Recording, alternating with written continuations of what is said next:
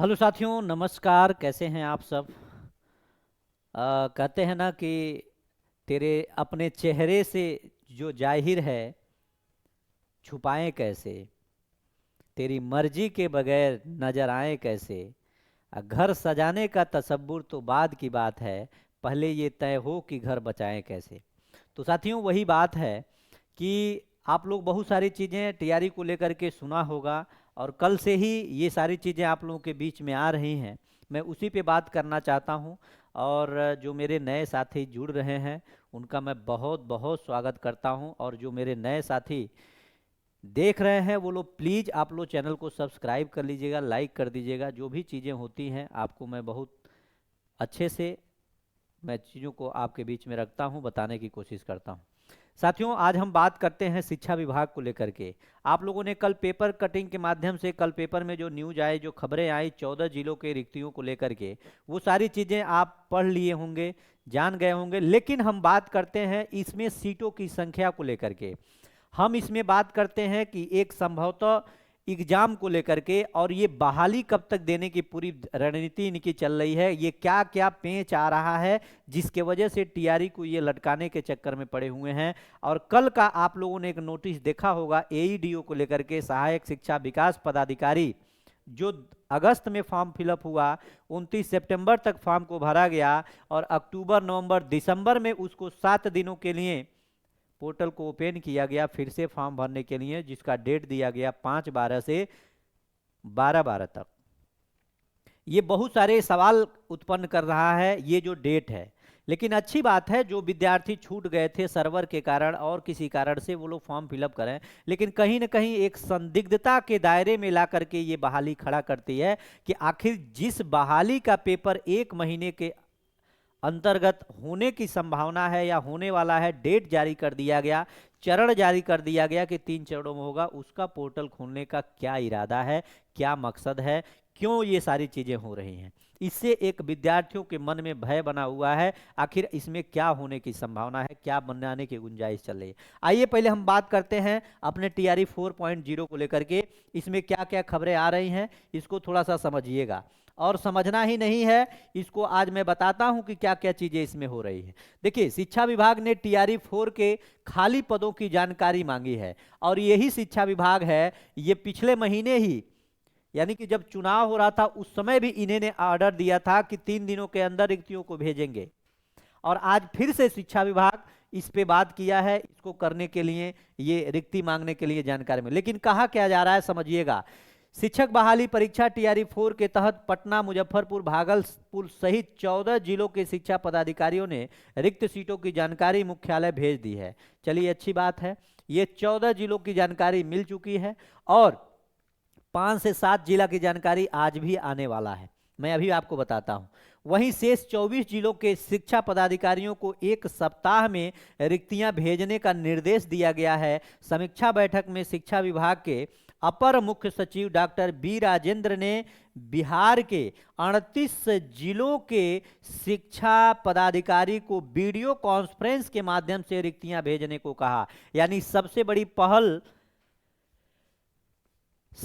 पहल माननीय मुख्य सचिव जी के द्वारा, अपर मुख्य सचिव जी के द्वारा ये कहा गया है, और वीडियो कॉन्फ्रेंस के माध्यम से उनको निर्देशित किया गया कि आप लोग, जो लोग 24 जिले के जो अभी बचे हुए साथी हैं, जो पदाधिकारी हैं उनके, यानी साथी गढ़े हुए पदाधिकारी हैं, वो अगर इसको नहीं फुल कर पाए और नहीं दे पाए अब तक, तो वो लोग इसको रिक्तियों को जल्द से जल्द भेजने का प्रयास करें। और वो भी कितने दिनों में, तो याद रखिएगा, उसको भी भेजने के लिए कहा गया है। तो अब आइए, 1 हफ्ते का समय अब यहां पे लिखा गया है, रिक्तियां भेजने को कहा।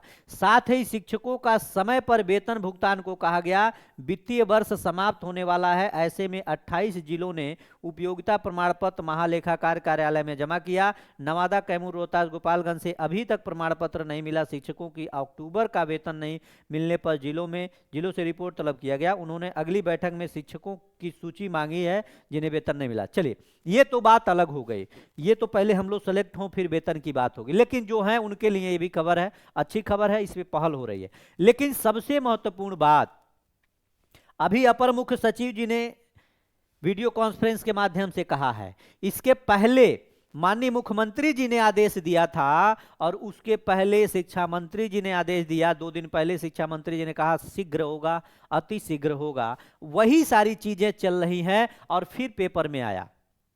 अब कभी मुख्यमंत्री जी के द्वारा कहा जा रहा है, वो भी बात अधिकारियों तक नहीं पहुंच रहा है, ऐसा लग रहा है नहीं काम हो रहा है, उस पर भी पहल नहीं हो रहा है। शिक्षा मंत्री जी द्वारा कहा जा रहा है, उस पर भी पहल नहीं हो रहा है। अपर सचिव जी के द्वारा कहा गया है अब तक 14 जिलों का रिक्तियां मिला है, उस पर भी अमल अभी बहुत तेजी से नहीं हो रहा है। आखिर क्या ये दिसंबर में भी नोटिफिकेशन न देने के पक्ष में है क्या? ऐसे सवाल उठ रहे हैं, क्योंकि आज आपका 5 दिसंबर हो गया, तो कहीं न कहीं ये सारी चीजें एक ऐसे दायरे में ला करके खड़ा कर रहा है जिससे अभ्यर्थी खुद परेशान है कि आखिर अब इसमें क्या होगा। लेकिन मैं आपको एक बार पुनः बताना चाहता हूं कि ये जो माननीय शिक्षा मंत्री जी हैं, ये 27,000 वाला जो रट लगा के रखे थे, इस पे इन्होंने अभी कोई भी ऐसा खुलासा नहीं किया है, क्योंकि परसों उन्होंने जो कहा था उसमें कहा कि अब शिक्षकों की कमी बहुत कम रह गई है। यानी अभी इनके दिमाग में ये 27,000 वाली फीलिंग आ रही है कि हम 27,000 26,000 बहाली देंगे। लेकिन अगर ये 27,000 बहाली देंगे तो 27,000 बहाली तो लगभग टीआरई 1 2 3 में मिला करके इसमें खाली, और तीनों को मिलाया जाए और प्लस रिक्तियों को अगर ब्यौरा पूरा मांग लिया जाए तो लगभग जितना मानक था, यानी 1.5 लाख से ऊपर लगभग 2.25 लाख तक के शिक्षकों की अभी भी कमी है। लेकिन इनके द्वारा कहा जा रहा है कि अभी जिस हिसाब से चल रही है स्थिति, उस हिसाब से कमी बहुत कम रह गई है। लेकिन अगर 28 जिलों का रिक्ति आ गया प्लस 27,000 सीटें जो वो बची हैं, सबको मिला दिया जाए तो लगभग अभी तत्काल में इनको 90,000 से 1 लाख बहाली देने की अभी जरूरत पड़ेगी, क्योंकि टीआरई 4 के बाद ये टीआरई 5 के लिए भी सीटों की ये वृद्धि इसमें जोड़ करके रखना चाहते हैं कि हमको टीआरई 5 भी करवाना है। लेकिन पहले तो महोदय से यही एक विनम्र निवेदन है कि आपकी जो बातें हुई हैं, आपने जिस वादों के सहारे फिर से सत्ता में आने का आप लोगों ने जो चीजें की थी, और आपका जो मैनिफेस्टो है उस मैनिफेस्टो में भी बहुत सारी चीजें वैसे के वैसे लिखी हुई हैं, रखी हुई हैं। तो मुझे लगता है कि ये जो मैनिफेस्टो है उनका यहीं पे लिखा हुआ है 1 करोड़ सरकारी नौकरी व रोजगार।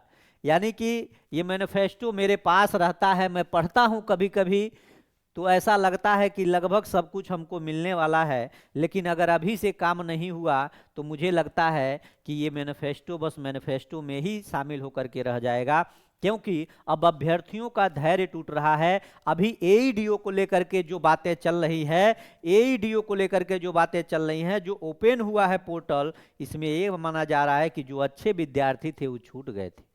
उन अच्छे विद्यार्थियों को इसमें शामिल करने के लिए पोर्टल को ओपन किया। ये जो अच्छे विद्यार्थी हैं, क्या इनको पहले से नहीं पता था 1 महीना जब समय मिला था तो वो फॉर्म फिलअप करेंगे? तो कहीं ना कहीं अच्छी बात है, फॉर्म फिलअप करिए, जो लोग नहीं कर पाए उनके लिए अच्छी बात है, मैं ये नहीं कहता। लेकिन ये जो चीजें हो रही हैं, इसके पहले एसटीटी हुआ था, तो एसटीटी में तो गलतियां बहुत अभ्यर्थियों ने किया था, तो क्या उन गलतियों को सुधार के लिए 1 दिन का एडिट का ऑप्शन नहीं खुल सकता था? उस समय तो जब मांग हुआ एडिट का, तो आपने कहा कि एडिट का ऑप्शन इसलिए नहीं दे रहे हैं, अगर हम एडिट का ऑप्शन अगर देते हैं, एडिट का ऑप्शन अगर हम देते हैं तो लेट होगा टीआरई को निकालने में। अब यहाँ पे अभी बहुत सारी चीजें हैं, बहुत ऐसी चीजें हैं जिसमें गलतियां करके अभ्यर्थी बैठा हुआ है। रिजल्ट आ जाए फिर बाद में न माना जाए, अगर नहीं माना जाता तो कम से कम ये भी तो होगा कि वो अभ्यर्थी बाहर हो जाएगा। फिर उसके लिए तो भी तो कोई गाइडलाइन जारी हो। अभी महिलाओं के लिए जो एडिट का ऑप्शन खुला कि जो पति का नाम गलती से फिल हो गया था, उनको पति का नाम करना, पिता का नाम करना है। लेकिन उसी तरह से पेपर के कुछ समय पहले, 1 दिन पहले, 2 दिन पहले अगर पोर्टल खुला होता तो बहुत सारी चीजें हो गई होती। लेकिन एईडीओ का खुला है, हम ये नहीं कर सकते। लेकिन हाँ, सीटों की संख्या की मैं जो भी अनुमान बता रहा हूं, इसमें 90,000 सीटों की संख्या आने की संभावना बन रही है। ये नहीं है कि 27,000 ही आएगा, इस चीज को आप लोग गांठ बांध लीजिए। बहुत सारे अभ्यर्थियों के मन में ये चल रहा है, लेकिन याद रखिए 1 लाख नहीं, लेकिन 90,000 कम से कम सीटों की संख्या इसमें रहेगी, क्योंकि टीआरई 5 को भी कराने के मूड में ये हैं, याद रखिएगा। और अगर इस तरह से लेट करेंगे तो कहीं ना कहीं बहुत सारी चीजें बदलती हुई दिख रही है। इसलिए अब आप लोग भी थोड़ा सा समय निकले तो निकालिए, बैठिए, और शिक्षकगण भी बैठे, सब लोग बैठा जाए, एक बातचीत हो इस पे क्या करना चाहिए क्या नहीं, सबके सहमति हो, उस हिसाब से एक बार अगर आंदोलन की भी जरूरत पड़े तो शांतिपूर्ण ढंग से हम लोग आंदोलन भी करें, अपनी मांग को अच्छे से रखें। यही हमारी बातें थी, बाकी देखते हैं जो भी होता है। चलिए मिलते हैं तब तक नेक्स्ट सेशन में, तब तक अपना ख्याल रखें। बहुत बहुत धन्यवाद। नमस्कार।